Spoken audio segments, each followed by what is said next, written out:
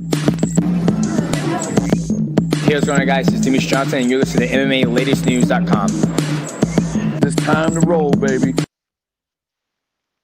What is up, guys? Welcome back to MMA Latest. I'm here joined with Gary once again, and we're going to be recapping UFC Vegas 10, where Michelle Waterson went toe-to-toe with Andrea Lee. She just about grinded out that decision, didn't she, Gary? It was an impressive fight. Another one where the women's roster can really look back at it fondly. You know, we see the skill level improving year in, year out. What did you make of the main event on Saturday night? Yeah, it was a really, really close fight. Great performance from both of them.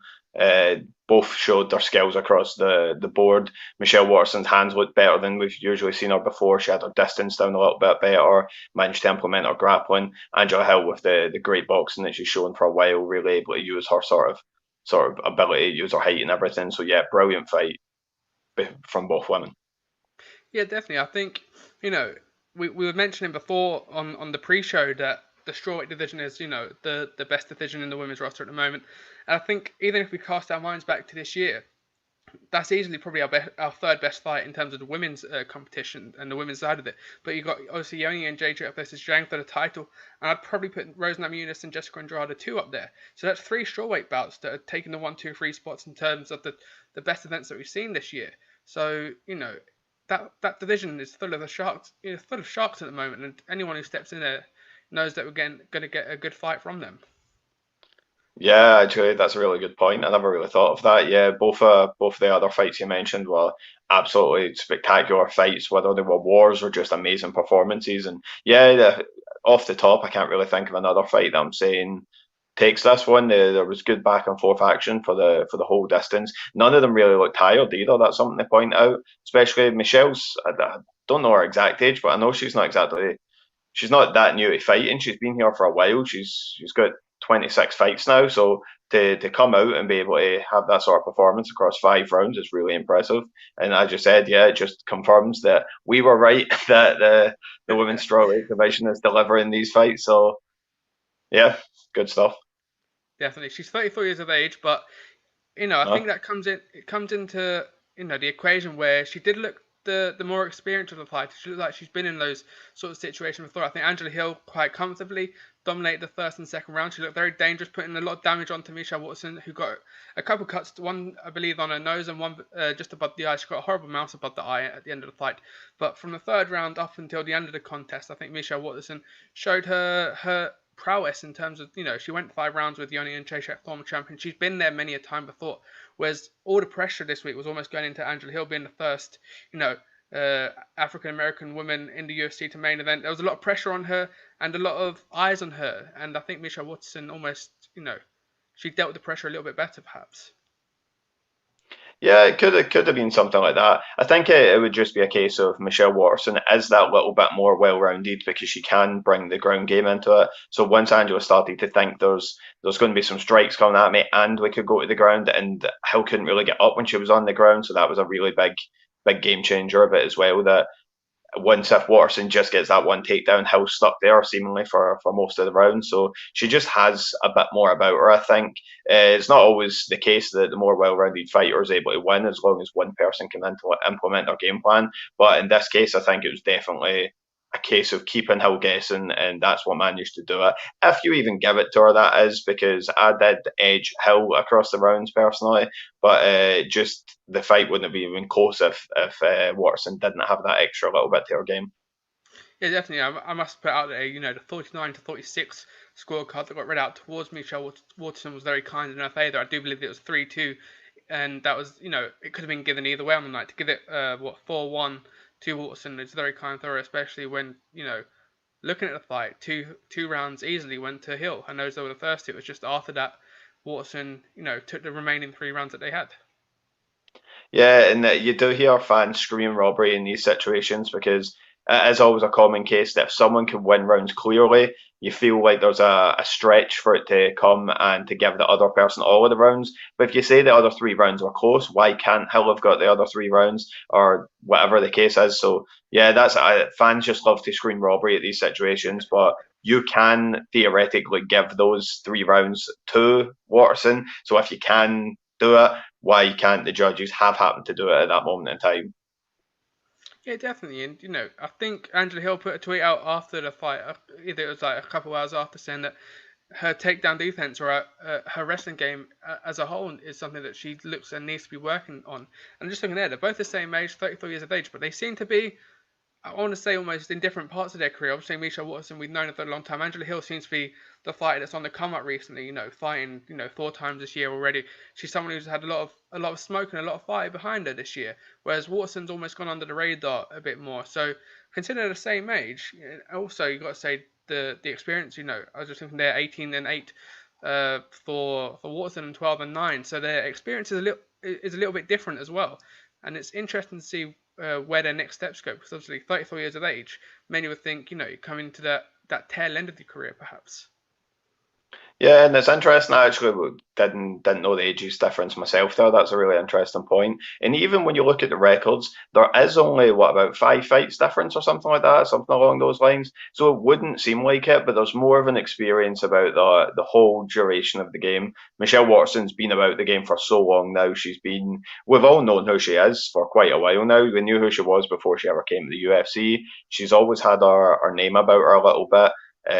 Always been someone that was spoke about, and that hasn't really been the case for Angela Hill. And as you say, she's firing out all of these fights in one go. That 1 year, is that necessarily giving you the same level of experience? And that could be a situation that all you need is the only thing that matters is the in cage time. But yeah, it does seem like Michelle Watson's just been about for that much longer, and I don't even know. Maybe if I look at the two, maybe they debuted in the same year for all I know.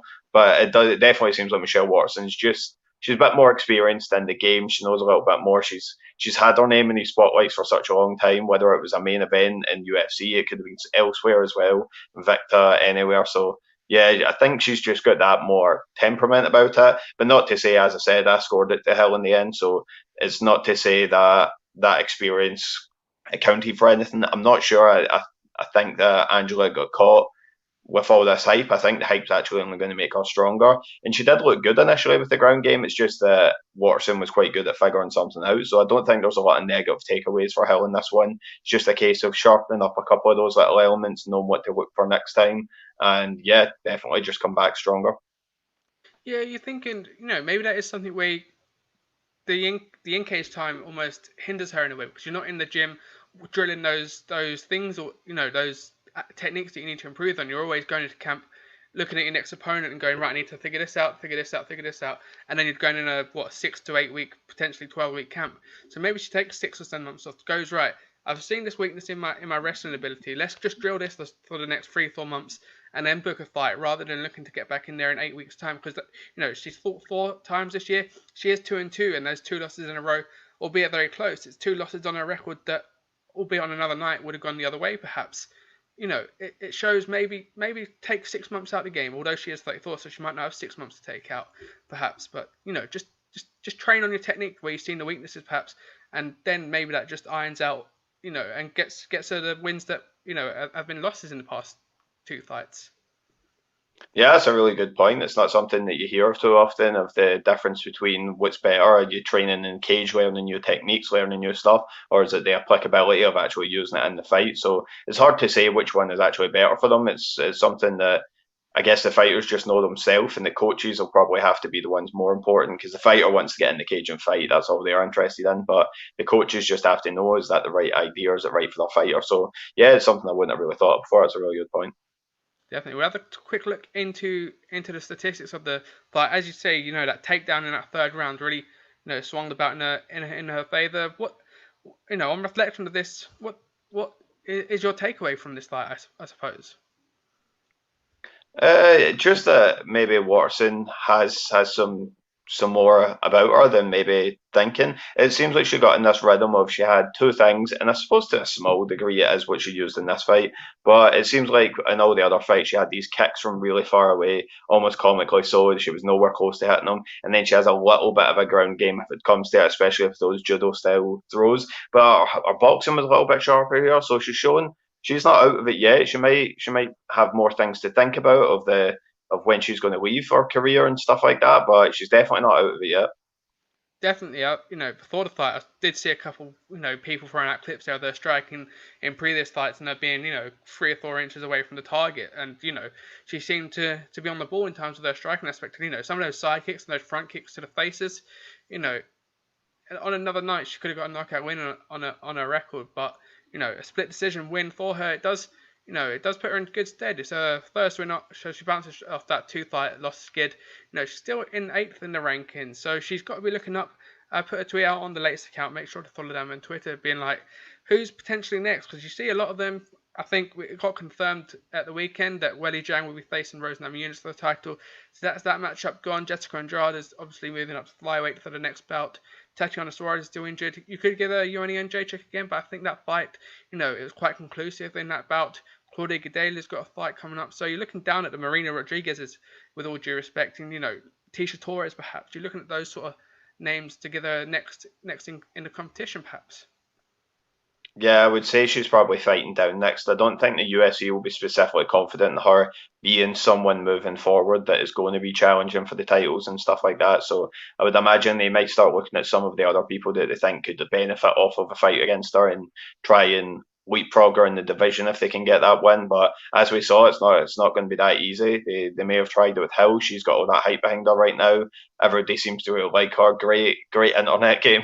So everybody's really behind Hill right now. That yeah, I'd say UFC might be looking for Waterson to be used a little bit of a stepping stone right now because she does have that name, but does she have more hype ahead of her than behind her? And I just don't know if the UFC is going to be confident that it's going to be ahead of her. Yeah, definitely. She's done 2 main events out of the last 3. It'd be interesting to see what the numbers of those are, especially even though they are just your regular fight nights. It'd be interesting to see what she almost brings to the table almost. But I think you're probably right in that we've got, Amanda Ribas is on a hot streak at the moment. She's fighting very soon. You could almost see her being one of those sort of names that are on the come up that will be next to her, because she's almost become, with all due credit, she's almost like the Wonder Boy of that division. She's very similar in terms of her style, perhaps, and she's almost someone where you go, oh, I'm going to have a good fight. I'm going to watch a good fight tonight. She's a good household name, and she's someone where you can almost build your resume off from as well if you're looking at the business side of the UFC. I don't know if I fancy the Wonder Boy one. I'm a massive Wonder Boy fan, so and I'm thinking that people are going to be looking a little bit more with more intent of picking up that win over Watterson than they do about Wonder Boy. If you go in there as a striker and you're trying to fight him, other than the knockout from Pettis, how many people have you actually seen outstriking Wonder Boy? So I don't know if that's or even taking him down. He's not really. It's not what the fight against Hill where they didn't even throw a punch. That's about the only one you can say that they are, and that could have went either way. So, but yeah, Michelle, I'd say people are going to be licking their lips a little bit more, looking at her, thinking, yeah, I fancy this one. She's a good name. She's ranked above me. I'm really fancying picking that up because again, she's not necessarily she's lost in the striking and she's lost in the ground. So if you're someone that feels you're a specialist and you're really good in one of those areas, you're going to think to yourself, right, all I need to do is stop her from going to the other area. If you're really good in the ground, stop her from striking and vice versa. And I think because you're not saying that she's a master of either of those things, that people are going to feel confident that they can stop her from doing that. So yeah, I think she's going to have a massive target in her back for all those fighters that are just coming up in that strawweight division. Yeah, it would be interesting. Obviously, we mentioned Tatiana Suarez. I think for me that would almost be about to make. I know she's got her neck injury at the moment. Hopefully she'll be back soon. But it'll almost be a good. We don't get MMA, but almost a tune-up fight to go in there. She's undefeated. Waterson's as we said, a good name, a good challenge, and it'd be interesting to see Waterson go up against someone who's got the wrestling credentials that Tatiana Suarez has. And obviously, she's the only one who doesn't have any almost opponent at the moment, but obviously that's due to her injury. And obviously, Nina Ansaroff, we mentioned beforehand, is expecting a child very soon. So for me, Tatiana Suarez would be the only question mark. It's just whether or not she's able to compete before the end of the year, perhaps. Yeah, I don't know too much about the extent of her injury, but that would be a fantastic fight because you're giving an opportunity to Watson to fight up and fight someone that's a little bit higher ranked. But right now, as you say, everyone's engaged a little bit, and Suarez has been out for a little while, so it's given her someone that's still a relevant name and that's someone that is going to still get her something. And also, as you say, a little bit of a tune-up. You're not going to give Suarez someone like a Namajunas coming back. She's just going to get like she'll most likely get wrecked if it's a case of any sort of ring rust at all. So yeah, and as you said, Nina Ansaroff pregnant. Congratulations to her, Amanda, and everything. Don't be sending them bad stuff, all you people in the comments. She was all sick. But yeah, so good division, lots of really good options in there, but everybody seems a little bit tied up at the moment. So if Suarez is right, yeah, that would be a good one to put together. But other than that, I think they're definitely going to be looking at getting someone. Even Suarez is going to get something off a name against her as well. Oh yeah, 100%. Obviously, she's one of those few that are undefeated in that division. So of course, everyone's gonna be looking at her going, "I'm gonna take your row." So obviously, she's got a name in herself.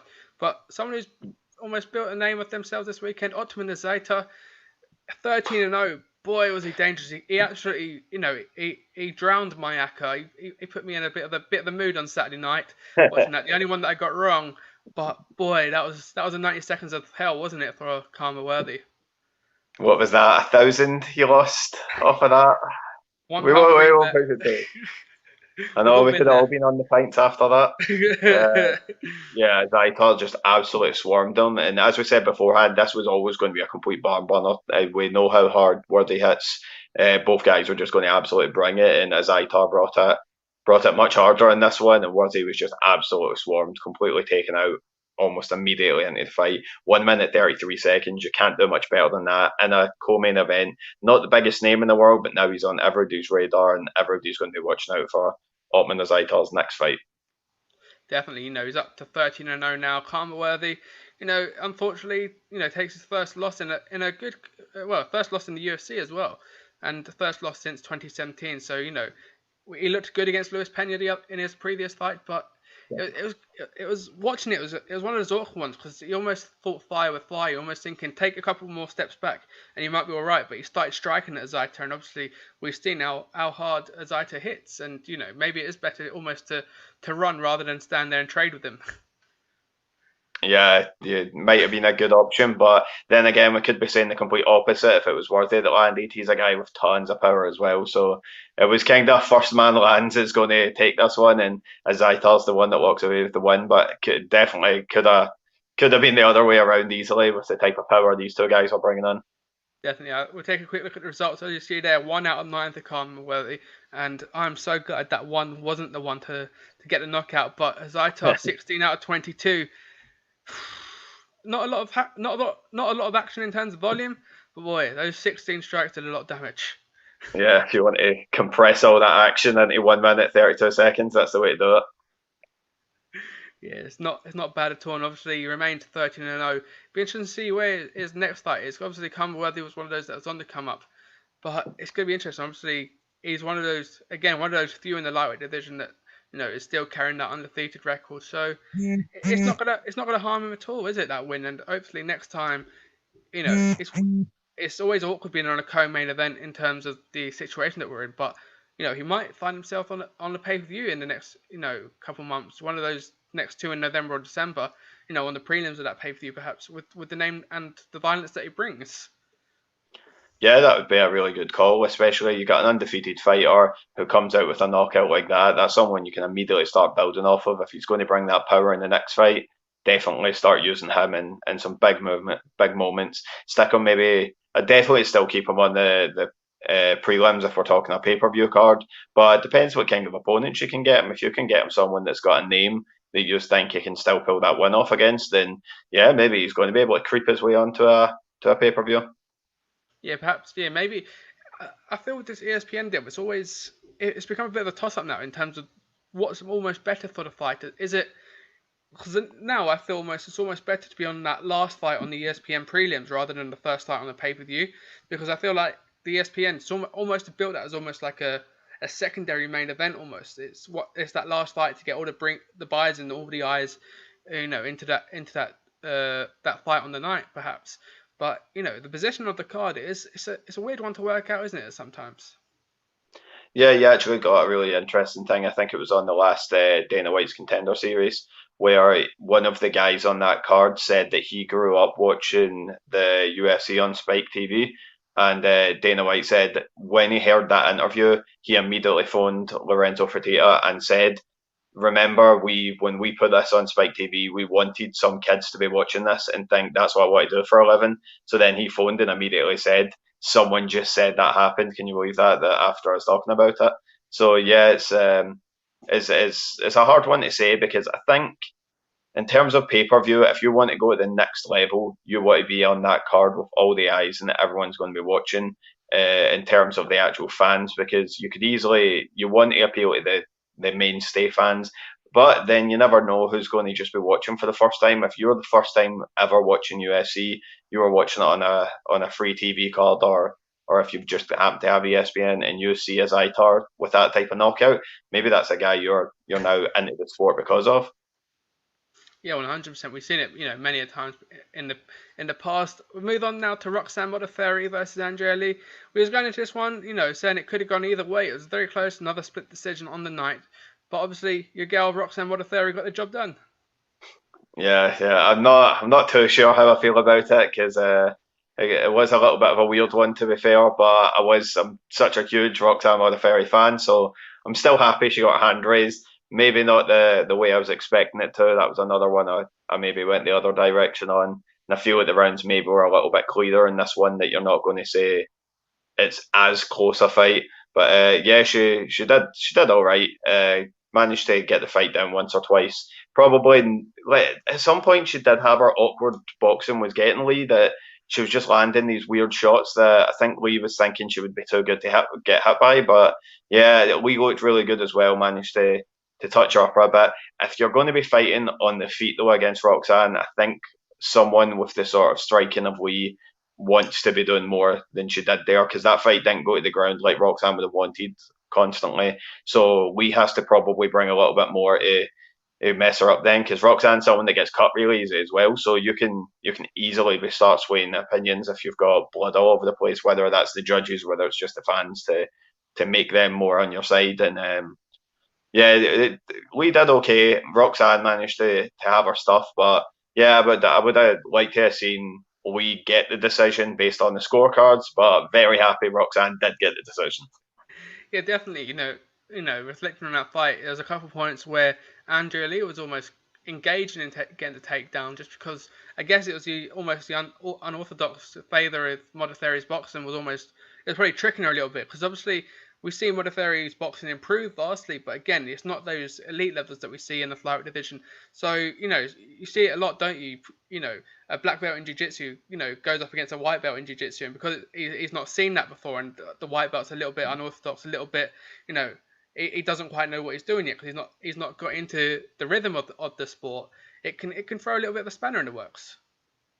Yeah, it was the classic one I've already talked about before the McGregor Mayweather fight that Mayweather's been beating all these professional boxers his whole life. So if someone's coming in there and it's a bit more of a fight or something like that, or it's just happening a little bit less commonly than he's used to, something can just catch him off a little bit. And in this case, I'd say that's definitely how Roxanne gets everyone, though, not just in this fight. I think you should be scouting that by now because she has that awkward style or the way her punches come in. It's almost like she doesn't really have much of a left hand, but the right one comes from this really awkward, straight down the middle sort of angle, and it really seems to work for her. Not a lot of power on it, but I'd say it definitely gets in the head of the opponent to go. I just got caught by a 1-2 again. It's breaking you down mentally. It's taking the scorecards away from you. So yeah, it's an effective strategy, but yeah, once you start putting her against people that have scouted that and proper top tier elite people, then I wouldn't fancy her in the cage with Shevchenko, for example. That's all I'd say. Yeah, it's I guess that's it's another merit to the strawweight division, but it's hard to picture those top four going up against a champion and coming off almost successful. It's almost like Valentina's levels above them, but Roxanne Modafferi coming at eight. As you mentioned there, even though her striking was very good, we'll have a quick look at the results. 4 takedowns in there as well, and she very edging the strikes just there by what 11 strikes in terms of completed strikes. It was a very, very close fight, wasn't it? Yeah, definitely. I think it was clearer judging wise to me just based on the rounds, but like Roxanne did really good in it, especially what was it, the first round I'm thinking it was that is the one she was specifically just catching Andrea over and over, and it took Andrea a little while to understand what she had going on there. But yeah, definitely, as the stats show you there, it was a good fight on paper. It was very well matched. I know Roxanne got the win out the first time, and it was by split decision the first time. So Andrea will be really hard done by getting that unanimous this time. Yeah, definitely. I just, just other breakdown of the stats. Yeah, 54 to 21 strikes in the first round, one takedown each. It flipped on its head in the second round, 62-30 in favor of Andrea Lee, who got more takedowns in that round. And then again in round three, 45 to 35 in favor of Modafferi and two takedowns for her as well. So a very close fight, but she probably did edge it. But again, that second round, Andrea Lee did a lot of damage there. And she probably could have come out in the third one and looked to get the finish. But again, merits to Modafferi for her toughness. One thing I don't like is that stat of how many takedowns someone gets, because that just means how many times someone stood up. If you get 20 takedowns in a round, that means they stood up 19 times at least. So yeah, it's a weird stat of saying like if you just take someone down, their back hits the mat, but then they immediately get back up. You're getting that point as opposed to saying, "Oh, someone took you down and then kept you down there for that whole time." Like it seems to be if we just look at the stats. But then again, fans can sometimes get themselves confused that when we look at these stats, that the judges have any idea of that. They're literally just watching it, they're scoring it properly. We're just looking at all this extra stuff and getting distracted by it and making bad statements based on it. Yeah, definitely. It's interesting that that how it's true how judges are scoring at the moment. Obviously, striking and damage on the feet seems to be number one, but then as you mentioned there, takedowns. Some people score at four, whether it's a takedown and they spring back up. Some people almost right they almost restrain that from the statistics, but. As you mentioned there, Khabib takes someone down and controls them for 5 minutes. They're going to get the round, but it is tough to score. I always have this almost question like, you got a 5 minute round. If I dominate on the feet for 2 minutes 30, and you're a wrestler and you take me down for 2 minutes 30, does that almost even it out, or who wins? How do you score that sort of round? Yeah, and I'm sure the judges have their specific metrics and stuff. When I'm watching, I'm just sitting on my couch with no actual professional knowledge of the judging criteria. That I think it would just be about sort of the action. I can't to say. I want to see which fight. There was definitely one of these fights.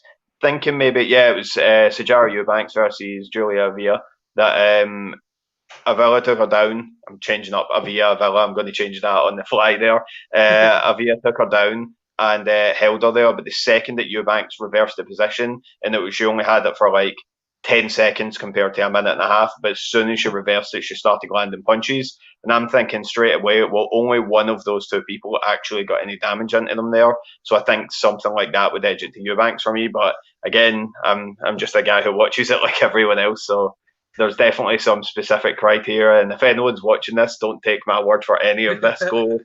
Go read the judges' criteria and get your proper understanding of it. Yeah, to be honest, there's sometimes I think maybe even the judges don't read their own criteria at times with some of the scorecards we get.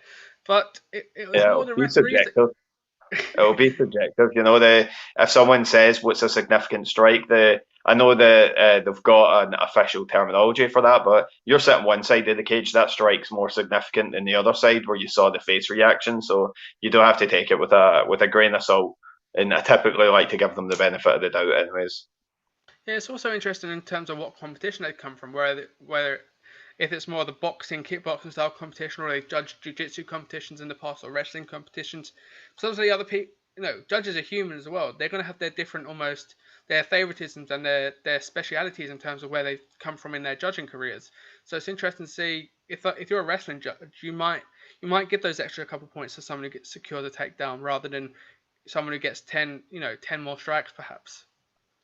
Yeah, definitely. I don't know if that's as common these days, just because you have to get the full blast of the fans when that happens, and you're going to be looking a little bit. I'm sure a lot of these judges are going to be as sensitive as the rest of us that they're going to look online after it and everything.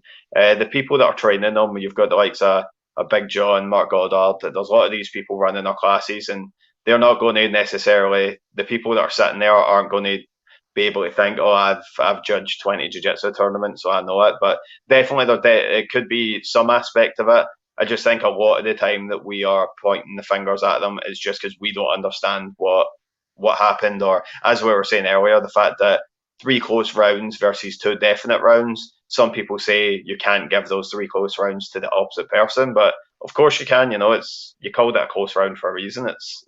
That's how that works. So yeah, I think typically the judges are fairly solid, but that will be a controversial opinion. That's one for its own debate down the line. We'll sketch that into the calendar. But it was more the referee this week that came under a little fire, wasn't it? Ed Herman versus Mike Rodriguez. I think it was Chris Tione on the night, called for a groin shot.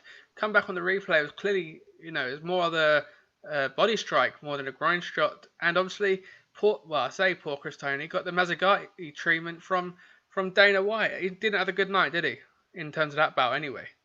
I think he's having a few bad nights, and I know I'm saying I'm not pointing the finger at the judges, but we have a bit more tangible evidence of things, such as this Ed Herman situation with the referees. And something that was pointed out after it, and I don't know necessarily if this was the correct information, but I think a couple of a more respected journalists put it out that they had availability to use the replays in that event. So they could have went and looked at that replay. Then again, you never know if Chris Tione actually thought there was any borderline at all from his perspective. I hear some people saying he never saw it at all, but sometimes you can convince yourself to that. The brain can trick you in that way that you think you actually saw it really clearly land. But yeah, it's unfortunate. It was a really, really harsh one. Ed Herman, incredible comeback, mind you. Complete credit to him for being able to come back from what essentially was a TKO and pull off an amazing Kimura. I did post that when was the last Kimura in our MMA Latest group chat. Unfortunately, it wasn't as long ago as I thought it was. That I thought it was way back in the Nogueira Maya days, but no, unfortunately there was one not long ago. Also, Francis Ngannou got one, so not known for his jiu-jitsu prowess, but very harsh one for Mike Rodriguez. But credits to the UFC, they did pay him show money, I believe, so that is a good sign of rare good faith from the company. Yeah, definitely. It's an interesting one, isn't it? Because even on the replays that they showed on TV, you're going there and you're looking. Is it a groin shot? They showed it 4 or 5 times, and I don't know whether his arm was placed right, just on his almost stomach line. I guess I don't know if that knee on the way, probably maybe even pressed against it. But we see it a lot. Well, I say we see it a few times now where the fighters almost tell the referees that they've suffered the strike. You see it a lot with the eye pokes away. It's like they're telling the referee rather than the referee almost officiating the bout. It's almost like we're expecting it, to be given just based off the fighter's reaction. So the Chris Tione is an unfortunate one. And also, these guys, we've seen a lot of those referees, the Herb Deans, the Chris Tiones, they've been doing back-to-back events every week for the past 6 or 7 weeks now. Again, they're human. They must be shattered. Yeah, there's definitely sometimes that you can give them a little bit of that leeway. Say when you've got the likes of your Robbie Lawler versus Ben Askren situations, is a harsh one, but you can understand the referee's point of view at the times. But that's why we're implementing things like the video cameras, just to be able to have that little extra look for the peace of mind. I know it adds some complications with the sense of recovery and all that kind of things, but at the same time, yeah, there's tools getting implemented. And if that was available, like I did see that it was, but I don't take my word for it. But if it was available, that is on Chris Ione then to be able to make that judgment call that maybe he didn't see it the clearest. So let's have a look at the camera and confirm. Even if it was maybe a borderline one, if he did see it quite clearly, but he wasn't sure if it was fully groin strike or fully shot in the stomach, just have a little look at the camera footage and you'll be able to get it for sure. It's worked out perfectly in football, right? Yeah, VAR's, there's no problems with VAR, but I was going to say there, VAR in football and other sports is going to be a bit different to trying to use a video assistant referee in a combat situation, isn't it? Because obviously, we've seen it with illegal knees and that. It's clear as day. You either get the knockout or you don't. You can't go back. If you knock out someone illegally, you can't go back and tell them to wake up and go, right, that wasn't legal. We need to go back and replay that. It's a bit different, isn't it, in terms of like a penalty is given, a penalty is not given. So it's interesting what video analysis would do. Maybe have a second referee, on the outskirts of the cage just to give that first referee, some sort of help and some bit of leeway to almost look at the screen and go, you got that one wrong. Let's go back and have a look at that. I think the difference as well with MMA compared to the other sports is that it's going to be a binary thing that happened. That if say it's a knockout, and you go and look at the footage, the fight's already finished though. All you're going to look at is how that judgment is going to be made. So is that going to be a no contest? Is it a disqualification? Or was it a clean stoppage? And the same in this situation, if they did look at the video replay and it was an illegal strike, what they would have then said was that was a no contest or disqualification. Whereas if it wasn't, then they would say that it was a clean body shot. So the fight would have been over regardless in that sense. Sure, this is a bad example because we got that slick Kimura finish in the end where it felt like a good feel good moment. But in most cases, yeah, the fight's probably going to be finished anyway. So once they look back at it, all it's going to do is confirm their judgment on that a little bit. Yeah, definitely. I feel for Mike Rodriguez as well. Even when he got pulled away and you heard the referee going time, he's like time. So I guess that on his favour, in terms of his defense, he thought he struck cleanly. But also Ed Herman, he came into a lot of criticism saying he's milking those 5 minutes that he had. But we don't know, and he's not come out and said, even in that post-fight interview, he didn't come out and say that it was a groin shot. He just said he was hurt really. And again, it's open to debate, but we don't always get what we want in MMA in terms of we've seen that with open questions, with open judging and open scoring. I think this is another one to put on those question marks.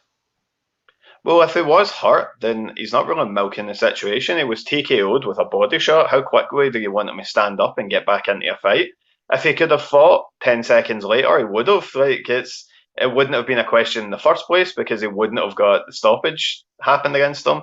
So yeah, he got a body shot and he got TKO'd from a body shot. He had to recover from that before they put him back into the rest of the fight. So yeah, I do think some people say that he was milking it, and there's definitely some examples, but you can also understand them. The Diego Sanchez versus Pereira situation where he got hit in the head. He explicitly says, "If I don't fight anymore, what happens? Is this a DQ?" And they said, "Yeah, you're going to make double the amount of money on this fight you're currently losing if you just don't get punched anymore." What kind of offer is that, If someone told you, "Oh yeah, do you want to get punched for a tenner, or do you want to not get punched for 20 quid?" You're going to pick the 20 quid, It's a pretty simple scenario.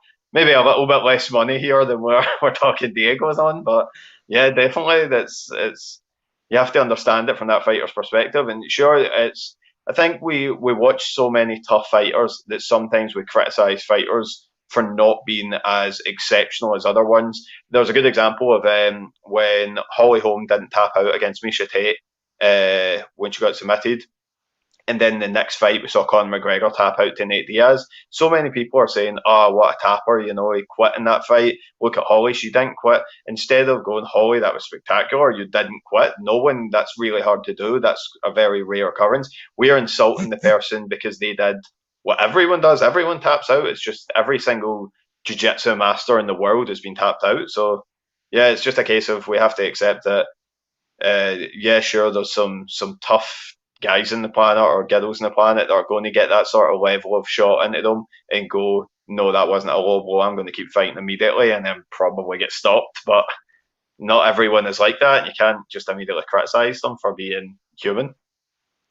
Yeah, I think it's almost impossible to criticize someone, especially at that elite level. None of us, well, I say very few of us have probably been in that sort of situation where we felt those sort of emotions, that adrenaline rush, the adrenaline dump that they have. And, it's interesting, it's always, we see a lot on Twitter. Twitter's become a lot of a toxic place recently. And the criticism that you see fighters get, you see a lot of accounts try and coach fighters, tell them what they should be doing and how to improve.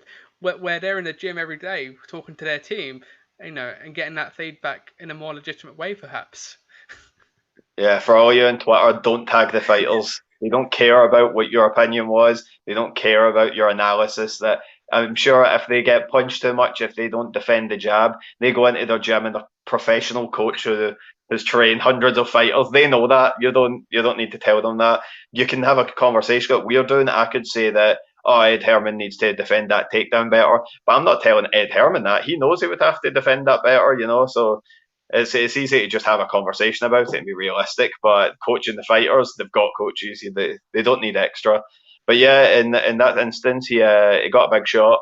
And if anybody wants to say that he was milking it or anything like that, he should have quit in that moment. Then, if you wanted him to be the bad guy in this situation. All he had to do was not fight anymore. If he just said that landed in my groin, I can't fight anymore, fight was over. He's probably walking away with a disqualification win. Maybe different of the rules in that area, I'm not entirely sure, but at the very least, he is not losing a fight that he's currently losing. Whereas he didn't, he kept fighting, and you know what? He came back and won it after already getting a body shot TKO. So that shows his heart, shows his toughness, and then all commiserations to Mike in that situation. Of course, he should have won that fight, but at the end of the day, can't point the finger at Herman. He's not the one that made that call.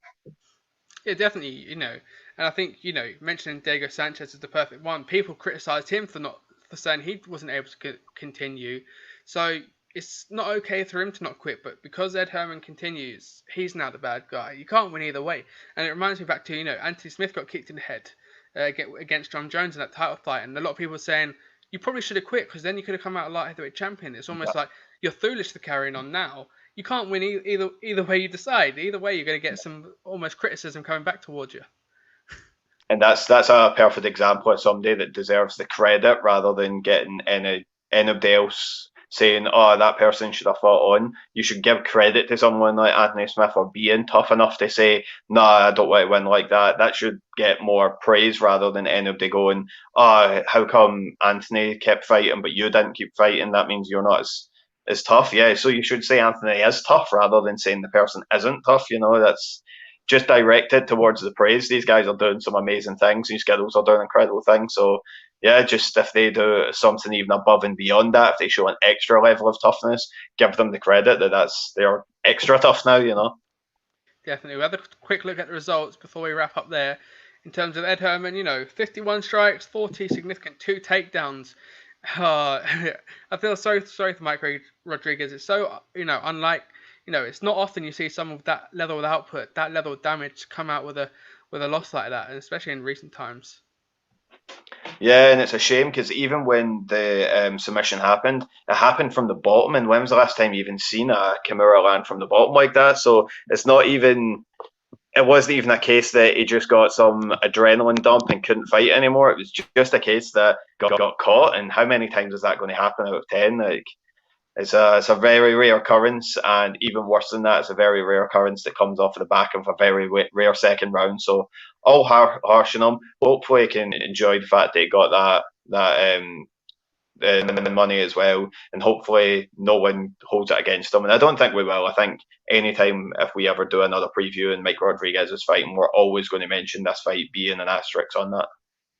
Definitely, I think as we mentioned, for the fact that Dana White and the UFC gave him his win money as well, and almost they defended the guy. He's not going to be he's not going to be cut. He's not going to be someone who's fighting opponent below him. He's going to be on that same level, and he's going to get the same sort of treatment he would have got had he got the official win.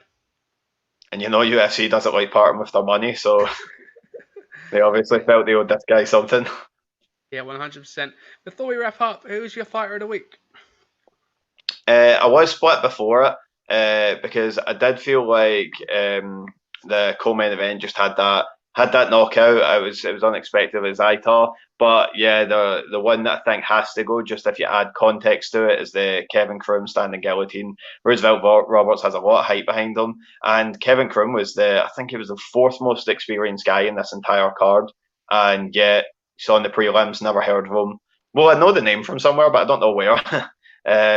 But don't know his face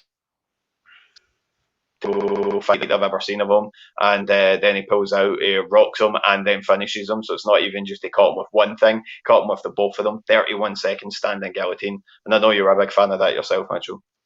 Yeah, 100%. The fact that he, we heard on commentary is like he had to pay an expensive parking to get out to Vegas. And then, he put a tweet out saying he had $64 in his account Wednesday morning. He's come out, got the show money, the win money, and the $50,000 bonus, all in, one night's work. And it's incredible for someone who's 13 years deep in his career. Yeah, we're all very negative, and UFC, of course, deserves all the criticism it's fighter pay. But you sometimes don't realise just how much this means to someone. Even I'm not sure what his contract he came in on was, but if it was even the lowest tier, if we just gave it that example of 10,000 win, 10,000 to show. Getting 20,000 at the end of that, I don't even know if he's made 20,000 his entire at this point. And with 34 fights, yeah, so that alone, as soon as he got that contract, would have been life changing. And then you stick on that performance bonus at the end of it. That $64 is going to be joined by a lot more in the near future. Definitely. I think obviously honourable mentions go out to Jalen Turner as well.